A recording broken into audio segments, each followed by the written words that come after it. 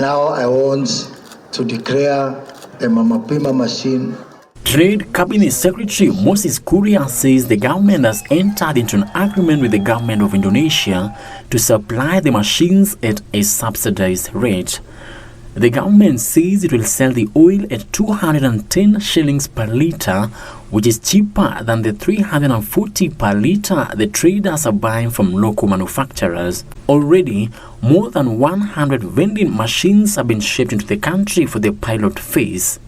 This machine can be made here. Hatutaki kutoa mabati kutoka Indonesia. Hiyo ni aibu. Ama namna gani?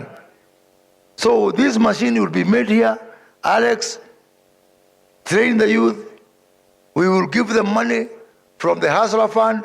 Cooperatives and micro, small and medium enterprises Cabinet Secretary Simon Chelugui says traders planning to buy the machine will get loans from the Hustler Fund to the tune of 200,000 shillings.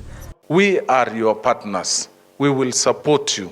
And as long as you are honest, diligent, and you are able to borrow and repay, we will keep growing the fund.